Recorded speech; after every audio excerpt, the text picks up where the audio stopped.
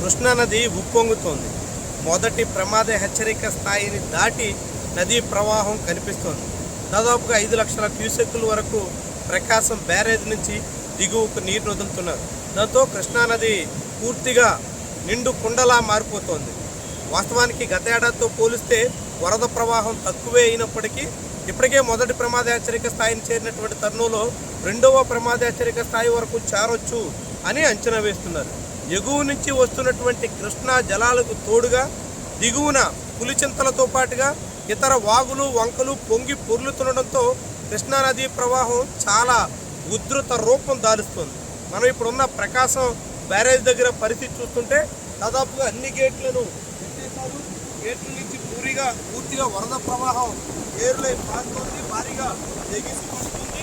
అన్ని గేట్ల దగ్గర నుంచి కూడా చూడొచ్చు. మనం ఇక్కడ చాలా పెద్ద స్థాయిలో నదీ ప్రవాహం వచ్చి పొంగి పొర్లుతోంది. చాలా ఉధృతంగా నదీ ప్రవాహం సాగుతోంది. ఇది మరింత పెరిగే ప్రమాదం కూడా ఉందని అంచనా వేస్తున్నారు. ఈ వరద ఉధృతి మరికొంత పెరగొచ్చు అని ప్రభుత్వం కూడా భావిస్తోంది. అయితే ఇప్పటికీ ఎగువ ప్రాంతాల్లో కొద్దిపాటి వర్షపాతం తగ్గిందనేటువంటి అంచనాల తరుణంలో ఏదైనా ఊపిరి పీల్చుకునే ఉపశమనం కల్పించే పరిస్థితి ఉంటుందా అని భావిస్తున్నారు. కానీ అల్పపీడన ప్రభావంతో అనేక చోట్ల భారీ వర్షాలు కొనసాగుతున్నాయి.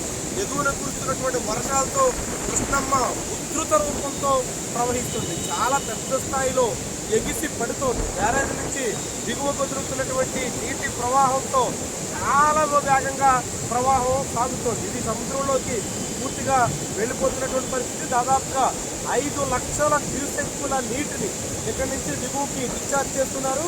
ఇది మరింత పెరిగి రెండవ ప్రమాద హెచ్చరిక స్థాయికి చేరితే మాత్రం కృష్ణానదీ తీరానికి ఆనుకుని ఉన్నటువంటి అనేక ప్రాంతాలకు వరద ముప్పు పొంచి ఉంటుంది.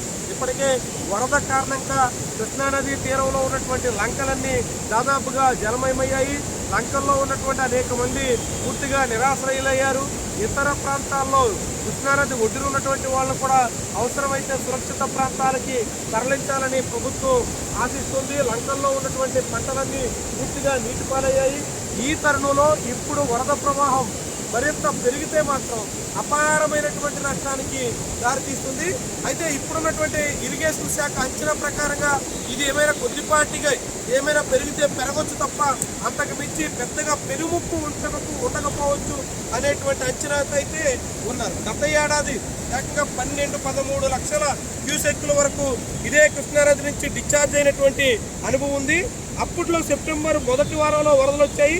ఈసారి ఆగస్టు 2వ వారంలోనే ఎంత పెద్ద స్థాయిలో వరదలు ఎగిసి పడుతున్నటువంటి తరుణం మాత్రం ఆసక్తికరంగా కనిపిస్తుంది.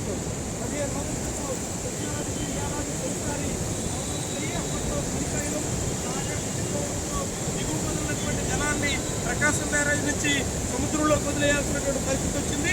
ఈసారి మాత్రం శ్రీశైలం సాగర్ నుంచి వచ్చినటువంటి నీటి కన్నా తెలంగాణలో కురుస్తున్నటువంటి వర్షాల కారణంగా పోటెత్తుతున్నటువంటి ప్రవాహమే చాలా ఎక్కువగా కనిపిస్తుంది. అందుకు సజీవ సాక్ష్యంగా వరద నీటి రంగు మనకి అర్థమవుతుంది. వాస్తవానికి కృష్ణానది శ్రీశైలం నుంచి వచ్చేటువంటి జలాలైతే ఇలాంటి బురద రంగులో కనిపించదు.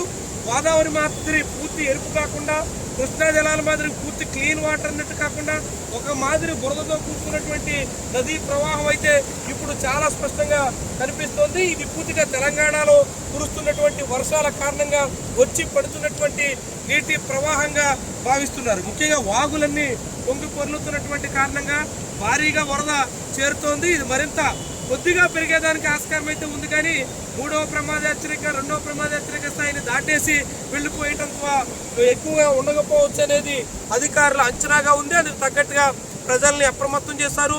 అనేక ప్రాంతాల్లో చాలా మందిని ఇప్పటికీ వరద తాకిడి గురయ్యేటువంటి గ్రామాల వాసులందరినీ కూడా సురక్షిత ప్రాంతాలకు తరలించే ఏర్పాట్లు చేస్తున్నారు.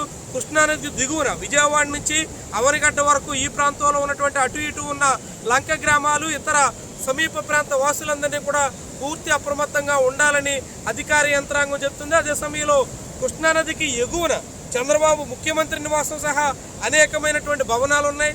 వాటిల్లో కూడా వరద నీరు చేరాలంటే 2వ ప్రమాద హెచ్చరిక స్థాయిని దాటాల్సి ఉంటుంది. అలాంటి ప్రమాదం ఉండకపోవచ్చు అనేది అధికారుల అంచనాగా ప్రస్తుతానికైతే ఉంది. ఏమైనా వరద ఉధృతి అయితే చాలా తీవ్రంగా ఉన్నట్టుగా మనం భావించాల్సి ఉంటుంది.